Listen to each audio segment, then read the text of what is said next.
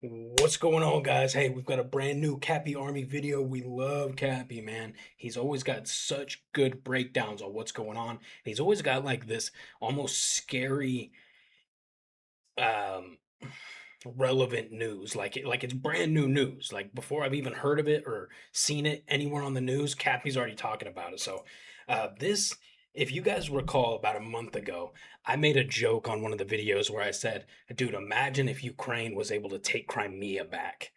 I was completely joking in the sense that that would be a massive undertaking, but it's because we were watching a video where Ukraine looked like it was, Crimea kind of looked like it was being severed from the rest of southern Ukraine and the Russian occupied territories. So I just made a joke about it, like, dude, that would be so sick. Like, Russians take Crimea in 2014, and there would be no better way of proving that the war is not going in Russia's favor if they lose a massive territory that they took in 2014, right? Now all of a sudden this is starting to seem like it might be possible. So we're going to get into it. I don't want to speculate too much here. Again, this says Ukraine's Crimea offensive takes the war full circle. Um, Before we jump into it, please like, share, and subscribe, you guys. Let's get to 50,000 subs, huh? Let's jump up there. Let's push it. Just share the video around for me, hype it up. Let's keep spreading the word. Also, you guys are loving the brand new monthly exclusive T-shirt, the Flamingos over Moscow, this one here, and I'm so glad because I was very excited to show you guys this one. I feel like it's next level. You got the Putin Julio, which is Putin is a PP head, and on the back it's got the flamingo stomping out, the Ukrainian flamingo stomping out Moscow in reference to Ukraine's cruise missile that they made in earlier this year. That's been effective. So, anyways, thank you guys for everyone that's picked one up. Hey, you know the drill now. Once it arrives, please let me know and or send me a photo. I love seeing you guys in the merch, man. It's so sick to me. All right, guys, let's get into it. Occupied Crimea woke up to the sounds of death lawnmowers buzzing across the peninsula, slamming into targets, officially sending the entire region into a state of emergency by local Kremlin-installed authorities. Meanwhile, Putin at the same time is saying, "Don't worry guys, nothing to see here, go back about your business." The attacks are so severe that they're being rated on a scale from 1, attempting to pressure Putin to end the war, to 10, a shaping operation preparing for a much bigger ground operation to come, or possibly a 5, Russia's celebrating the 4th of July. Ukraine announced that they've launched a 40-day Crimea campaign, which is like Lent, but every day you give up a Russian supply truck. Over 100 attack drones are now slamming into targets across Crimea each day.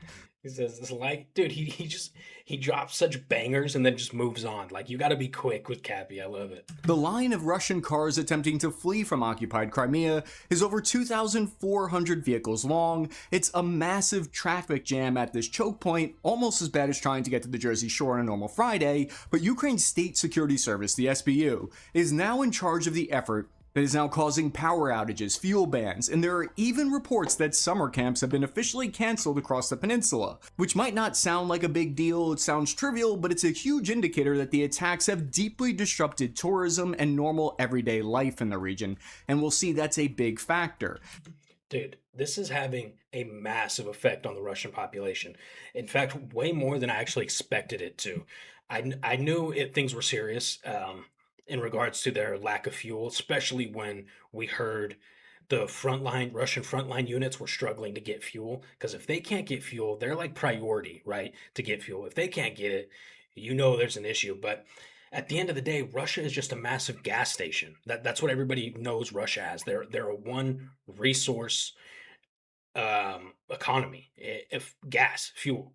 So I just always kind of assumed, like, yeah, it's bad, but they're gonna be okay. Dude, it's been gnarly. I've been watching these videos of people fighting at the gas pumps, like physically, like fisticuffs scrapping at gas pumps, trying to get the last of the fuel that's in the pumps, dude, in Russia. I'm like, woo. People can go without fuel, but they can't go without a place to drop off their kids for a day. Ukraine's precision long-range sanctions and mid-range sanctions are having an explosive impact. So how is Ukraine planning to liberate Crimea? Is that even remotely possible? And why is everyone saying that the war started and will end with Crimea? I'm your average infantryman, Chris Cappy. Strike the like and subscribe button and let's find out. Take a look at the highways that once connected Russia to Crimea. They are now lousy with the carcasses of military vehicles and fuel supply trucks. Except for that guy got like super freaking lucky. You and I don't think about how the sausage gets made each day, but it doesn't get made without lots and lots of fuel. The attacks on Crimea have driven residents of the peninsula who often aren't excited to speak out publicly to speak out publicly. The Russian-installed governor, Aksionov, made a statement on Telegram announcing a massive ban of gas sales that has caused panic. The recent strikes have left residents waiting for hours at gas stations. People are reporting that they can't work, so they can't pay off loans, and soon they're going to be unable to afford food, they're saying, effectively making Crimea unlivable. Multiple businesses are stating they cannot work without diesel fuel. We are all just 72 hours away from having no fuel, from returning to our base ways. ISW reported that they saw chatter in the Russian military blogger Spear about mobile air defense systems now having to escort logistics convoys, which means these critical Russian assets are being pulled from elsewhere that they're needed. Crimea was once a major symbol of the Russian Federation, and it's quickly now becoming a liability for them to maintain. Alina Frolova, deputy chair of the Center for Defense Strategies think tank in Kyiv, said these smell suspiciously like shaping operations, saying, quote, "This is usually the kind of operation that precedes some sort of offensive action."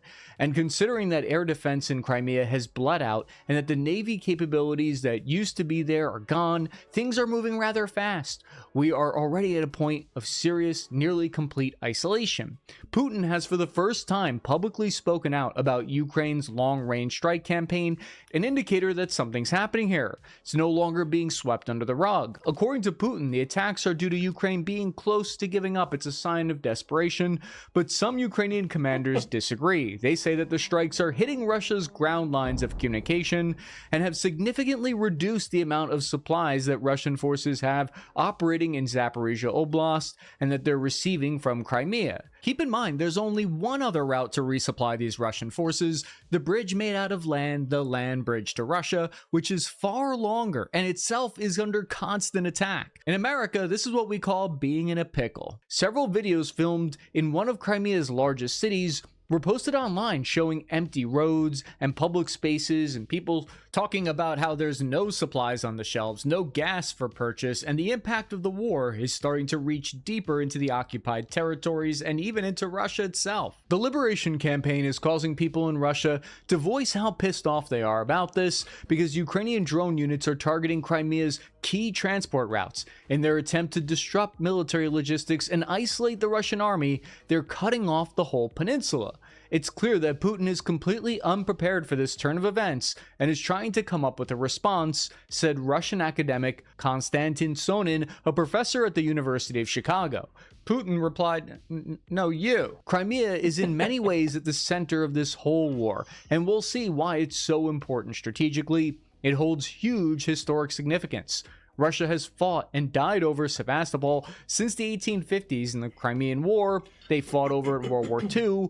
Culturally, generations of Russian officers have been taught that Sevastopol in Crimea is one of Russia's sacred military cities. Now, I'm an infantryman, not an anthropologist, as you know, but from what I've been told, the peninsula has an important role in Russia's national mythology. It's linked to their spiritual beginnings of their country's Orthodox Church. It's kind of like how important and sacred Disney World is to us Americans. When Putin decided to flex his muscles on the international stage in 2014, when he annexed the Crimean Peninsula with an army of unflagged little green men who were definitely in no way Russian soldiers, it was seen as the return of Russian Empire's crown jewel by many. After that, thousands left the island, and several 100,000 Russian settlers. I think Kyiv is Russia's crown jewel. That's what they believe. I think Crimea is their second most valuable crown jewel. But one thing Trump always says is or that he was saying when he used to talk about the war here in Ukraine was Kyiv is the apple of Putin's eye. He wants Kyiv. Like, and we kind of like giggle about it, which I always found was like kind of strange. Like, what's funny about that? There's thousands of people dying here. Like, uh, like babies died yesterday in a strike on a civilian infrastructure.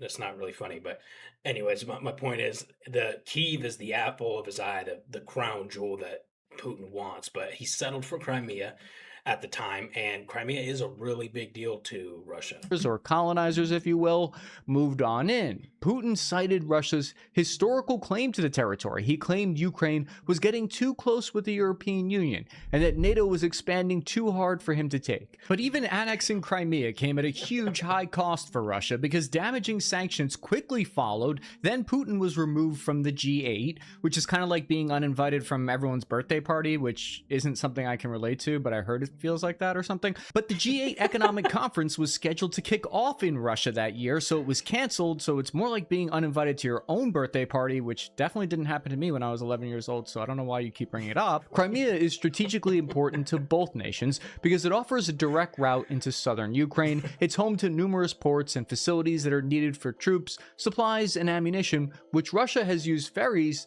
to ship these supplies across from here to their southern grouping. Because Crimea is actually the centerpiece of Putin's military strategy. Crimea sits at the center of gravity of this whole war. Moscow has spent years transforming Crimea. It sits at the center of gravity of this whole war.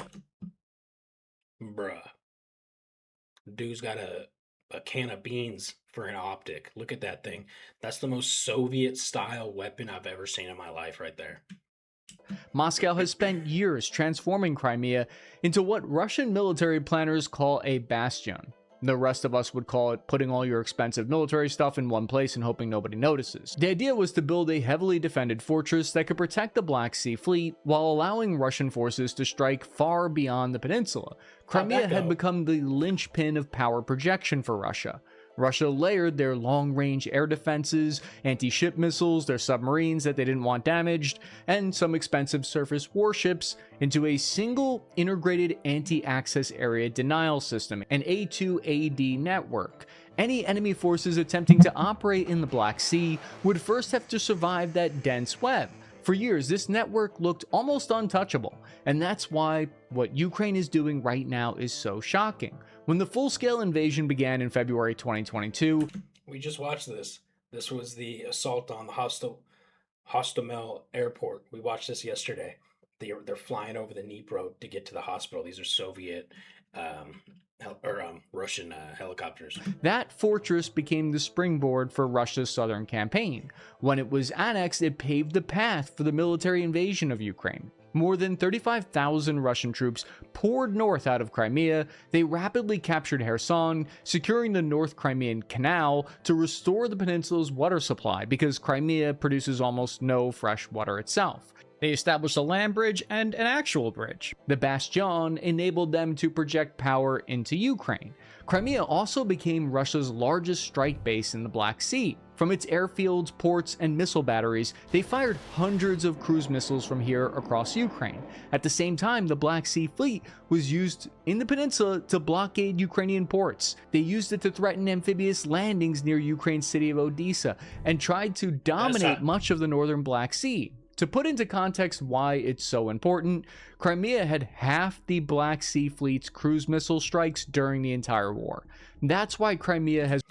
Hey, what do you guys think? Do you think we could get Cappy over here to Ukraine? I believe he's been here, right? But what do you think? You think if we hit him up, we could get him over like Preston and meet up with him and maybe go show him some of some frontline positions? Maybe in his comment section, tell him to hit up Vegas or Different Breed TV. Remained one of the most strategically important pieces of territory in the whole war. It's where they can sustain naval operations and project military power across southern Ukraine and beyond. Crimea covers over 27,000 square kilometers, about 10,000 square miles of territory, and population is roughly 2.5 million people. It's like the size of the state of Massachusetts. Today, an estimated 30,000 to 60,000 additional Russian troops still remain stationed across Crimea, but their mission has changed to defending the location now. Ukraine has built their own anti-access area denial systems that is made up of a fleet of Sea Baby naval drones, Neptune anti-ship missiles, Storm Shadow cruise missiles, satellite intelligence provided by America. That's Magyar right there, the commander of the unmanned forces. Magyar, we always watch Magyar's birds videos. That's him. Those Sea Babies are wicked, dude. Also, Storm Shadow missiles. Shout out to the UK. Let's go. Or specifically England, I believe, right? Ukraine has built a prison around Russia's fortress in Crimea. Ukraine has since made it their goal to destroy Russia's Black Sea Fleet and the ports in Crimea.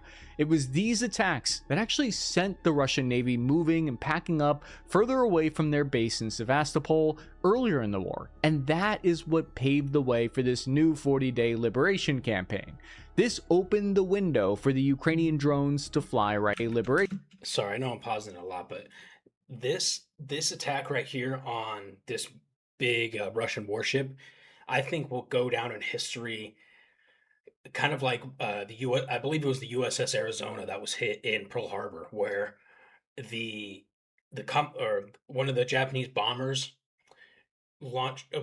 dropped a bomb and it went straight into the munitions cache at the bottom of the battleship, and it blew it up, and it like split the ship. It's like a famous thing, right? I feel like this is going to be historical like that, because this was a massive hit. Campaign. This opened the window for the Ukrainian drones to fly right through, because much of their defenses were gone at that point. And what has made this possible is because Ukraine has continued to receive valuable Western intelligence support in these attacks. That means that the United States is giving information on how to avoid Russian air defense systems in the region, and weapon systems that can reach there. Putin had hoped that President Trump would help force an agreement in the war that he wanted on the terms that he expected, but it turned out that the United States has only recently doubled down on support for Ukraine. The US has at least diplomatically ended their neutrality in the conflict, affirming their stance in favor of partnering with Ukraine. Hey guys, we just needed to see which way the wind was blowing first, that's all. The pressure Ukraine is putting on Crimea has forced Russian valuable air defense systems to be redeployed all the way to Crimea, far from the front line, leaving their troops more exposed and Moscow more exposed. The contested region in Crimea that's received these additional air defenses is at the Kerch Bridge. Now, let me tell you about the Kerch Bridge. It's arguably the single most important piece of infrastructure in the Russia-Ukraine war. Opened in 2018 after Russia's annexation of Crimea, the 19-kilometer-long bridge connects Russia's Krasnodar region directly to the occupied Crimea region, with both a 4-lane highway and a double-track railway. Ukraine and international maritime experts have accused Russia of deliberately building the bridge too low to the water, so this structural design restricted the size of international cargo vessels that were capable of passing into the Sea of Azov, allowing access primarily for smaller Russian river vessels, and effectively monopolizing the entire strait. The bridge eliminated Crimea's dependence on Ukraine for overland access and became the main artery resupplying Russian troops, fuel, ammunition, and civilians on the peninsula. For Russia, the bridge is both this logistics lifeline and a political symbol because President Putin personally inaugurated it. He cut the ribbon and opened it up. He presented it as proof that Crimea was permanently part of Russia. However, since 2022, it's become one of Ukraine's favorite and most high priority targets. Ukraine damaged the bridge in October 2022 with a truck bomb with some of their special operators that ran the mission. Then they hit it again in July 2023 with naval drones, and in June 2025 with underwater explosives against its support beams. Each attack disrupted Russian logistics and forced Moscow to pour enormous resources into defending it. Today, the bridge is protected by one of the densest networks of air defense systems in all of Europe, including layered air defenses and constant security patrols. Yet it remains vulnerable because there are only two practical ways to supply Crimea from Russia. You got to go through the Kerch Bridge or the land bridge through occupied southern Ukraine. As Ukraine increasingly attacks that land corridor now with their mid-range sanctions. I keep check. I want to remind you guys when I check my phone a lot during a video is because there's drones in the area. I'm not just, texting girlfriends and stuff while I'm making a video. and attacks, the Kerch Bridge becomes even more strategically vital and an even more attractive, sexy target. The continuous pummeling of the bridge temporarily took it out of the fight, though it remained standing. Russia shifted its supply lines away from the key water crossing to reduce Ukraine's desire to attack it, effectively handing a win to Ukraine by default, which strategically eliminated the bridge without having to destroy it completely. Let's hear what Ruslan Puklov, director of the Center for the Analysis of Strategies and Technologies, a defense think tank based in Moscow, has to say, quote, "With Ukrainian opportunities growing, it was just a matter of time before they caused serious problems for us, and this moment has come."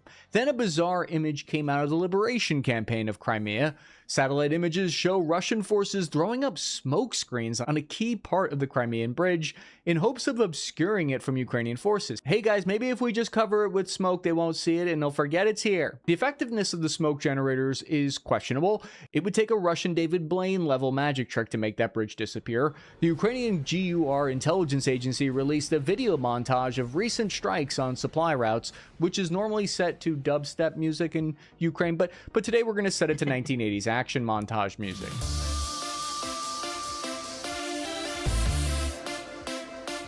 Yeah.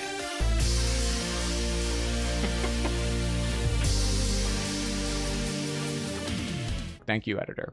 While the Kerch Bridge remains in operation, Ukraine's severing of supply lines elsewhere after bombing 11 highway and railroad bridges has bottlenecked logistics throughout the peninsula. You can see the photo evidence here, and while it's all over Google, it's not really top secret.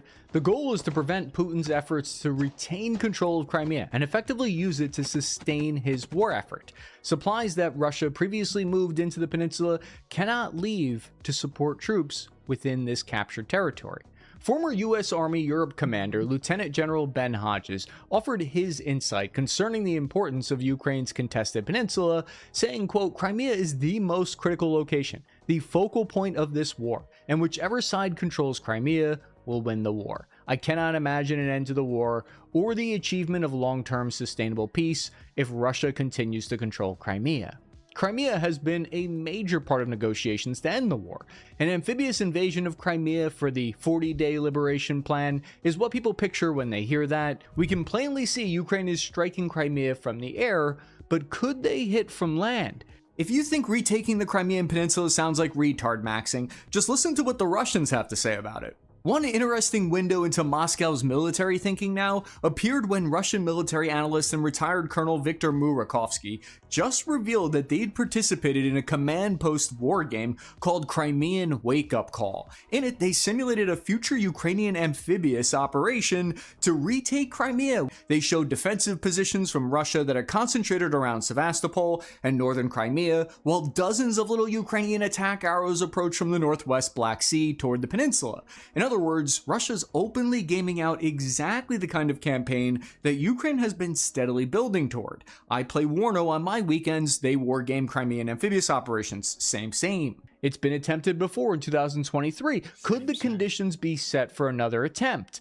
It looks like Got another RTS gamer, RTS fan. I've never played Warno though. I've heard it's really good. this time, instead of a costly land invasion to begin with, they're starting off with long-range fires. In order to get to Crimea, Ukrainian forces would have to first go through about 125,000 Russian personnel who are assigned to the southern Russian Dnipro grouping of forces. They would need to cross over contested river, which is among the most difficult operations, before driving some 114 kilometers to narrow choke points leading into Crimea. The entire sector would really need to be entirely choked off, completely have no supplies in order for something like that to happen. But is this possible? But there are thousands of minefields and Russian reserves and artillery there. Instead of invading full force headlong like that, we'll see the plan is to actually starve logistics here.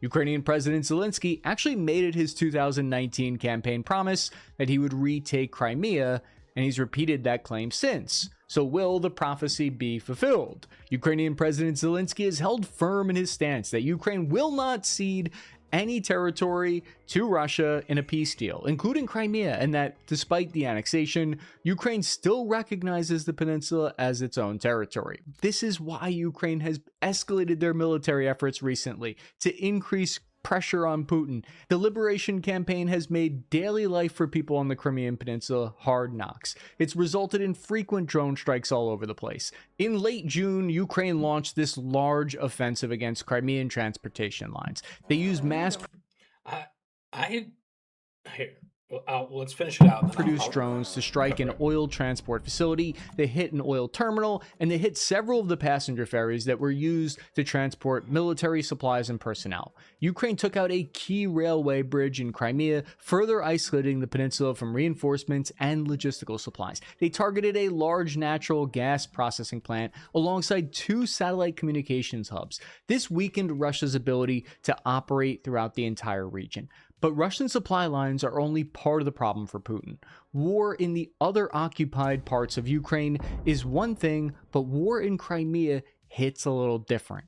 Historically, Ukraine was part of the Soviet Union, but Crimea has long been home to members of the Russian diaspora. Nearly 80% of the peninsula's population speaks Russian as their primary language. Now, many of those Russian-speaking civilians are having to flee Crimea in droves, which is a huge problem politically for Putin.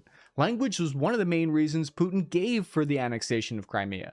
The Russian president wants to accomplish 2 things. When Crimea was first attacked, Putin effectively took away the possibility of Ukraine to join NATO and made it more difficult to join the EU. It's customary that applicants to NATO cannot be in a state of war to be considered. But Ukraine doesn't need to fully retake Crimea. They need to prevent it from being used by the Russian military. The only question now is how much further can Ukraine destabilize Crimea? Attempting to take back Crimea I think is I'll write it down. seen as key to ending the war. In Ukraine, they've said that the conflict started in Crimea and now it needs to end in Crimea. To learn more, check out this video here about how Ukraine is collapsing Russian supply lines. Check out Cappy, you guys. We love Cappy, like I said at the beginning. Couple things I wanted to cover with you guys, or just mention. I agree, and I kind of said this, or at least insinuated it at the beginning of this video, that in like a full-scale land invasion into Crimea, or from amphibious and from the water to land, would be so costly for the Ukrainian forces that frankly don't have the resources to waste. But I agree with Cappy in the sense that if it's completely starved, like 100%, every single ounce of logistics and supplies is cut off from Crimea, it would cause Crimea to turn into a PvP server, an Escape from Tarkov server. And eventually, ideally, it would cause a mass surrender of soldiers, a surrender of the equipment, of the missile batteries, all of that stuff. I think that is a more realistic approach to getting Crimea back. And I would imagine that the Ukrainian commanders, who are much smarter and more experienced than I am, are probably thinking around the same thing. Also, I've been thinking about the NATO rule that a nation cannot join NATO while they're currently at war. And at surface level, that makes sense, right? Because what happens if there's a bad actor country, like let's say Iran, for example.